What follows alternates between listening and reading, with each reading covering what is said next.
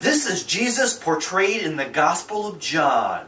Jesus, the Logos. Jesus, Jesus, Jesus, Jesus, Jesus is my logo. Jesus is my logo. I rock them badges on my clothes, bro. Badges on my clothes. And it's from London town to No, I said Jesus, the Logos. He who is without sin among you, let him be the first to throw a stone at her.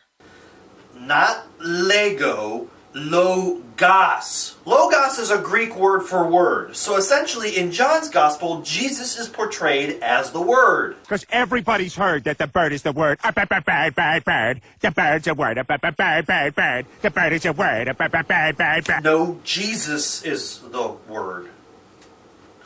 John is our final canonical gospel. He wrote his gospel sometime in the early 90s, first century 90s. Scholars date it to around 93 to 95 AD. Again, we have a tendency with Scripture to kind of group names together. We saw this with Mary and any other woman that Jesus hung out with. We automatically assumed it was Mary Magdalene. We tend to do that with John as well. Jesus knew a bunch of Johns. John the Baptist, John the Apostle. You have Evangelist John. You have John the Epistle writer. You also have John who wrote the book of Revelation. It's called the Revelation according to John. And we typically say that this John is also the disciple whom Jesus loved. Now, I don't want to get into a whole scriptural analysis on that phrase, the disciple whom Jesus loved. He's never literally identified as being John the Apostle. We attribute the author of this gospel to perhaps a member of the community in which Apostle John may have evangelized in, or perhaps this was a student from the school of John. He was a student who learned under John the Apostle, and then he dedicated this gospel to John. We don't know. Book of Revelation John, again, misattributed to being Evangelist John, because in Revelation there's a lot of imagery, and people say, well, that sounds like John the Gospel that contains a lot of imagery. Odds are those are not the same author. We also have 3 epistles of John, 3 letters by John.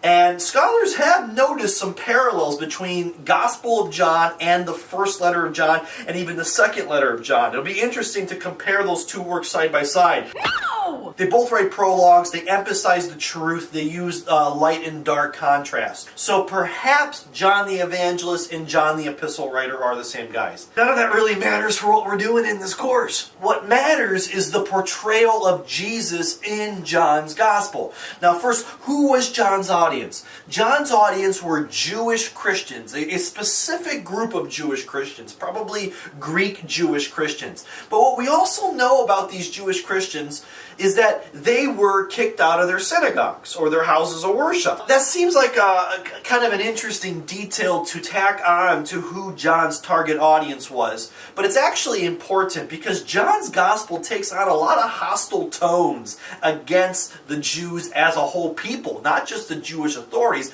but Jews as a people. John's gospel is quite anti-Semitic, which is very fascinating because John himself was a Jew, Jewish Christian, and his apostles were formerly Jews and now Christians. Yet, there's a lot of smack talk against the Jewish community. You are the children of your father, the devil, and you want to follow your father's desires. From the very beginning, he was a murderer and has never been on the side of truth because there is no truth in him. When he tells a lie, he is only doing what is natural to him. Because he is a liar and the father of all lies! Scholars have suggested that smack talk is due in part to the Jews of John's day kicking his community out of their houses of worship. As we know, the Jews and the Christians once worshipped side by side, but eventually, because the Christians were so lax when it came to observance of laws, and they certainly believed Jesus was the long-anticipated Messiah, and the Jews did not, they part ways. Well, nobody likes getting kicked out of their houses of worship. And so John may have included that into his writing. So we have some remarks from John's Gospel, such as the Jews are the children of the devil. Ugh. I remember Mel Gibson got into a lot of controversy, as he often does. I don't want you. When the movie The Passion of the Christ came out, and he was accused of being very anti-Semitic. Well, to actually defend Mel Gibson, which I know is really kind of hard to do these days, I don't love you. Gibson was presenting a Jonahine view of the gospel story, a Jonahine view of the Passion. And in John's gospel, Pilate goes out of his way to defend Jesus, and it's the Jewish leaders that are really out to get him. Furthermore, John also includes in his gospel many references to the houses of worship and how people during Jesus' day that were known followers of Jesus would have been excluded from the temple. My Samaritan ancestors worshipped God on this mountain, but you Jews say that Jerusalem is the place where we should worship God. Believe me, woman. The time will come when people will not worship the Father either on this mountain or in Jerusalem. Ask him. He is old enough and he can answer for himself. His parents said this because they were afraid of the Jewish authorities, who had already agreed that anyone who said he believed that Jesus was the Messiah would be expelled from the synagogue. You were born and brought up in sin! And you are trying to teach us. And they expelled him from the synagogue. Even then, many of the Jewish authorities believed in Jesus, but because of the Pharisees, they did not talk about it openly, so as not to be expelled from the synagogue.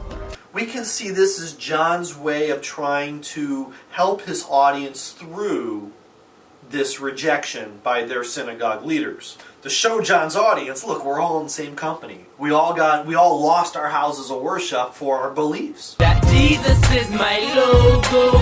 Jesus is my identity. We're real, not fake, don't pretend to be. No fear nor fake of an entity. We appeal and say fundamentally that Jesus is our centerpiece.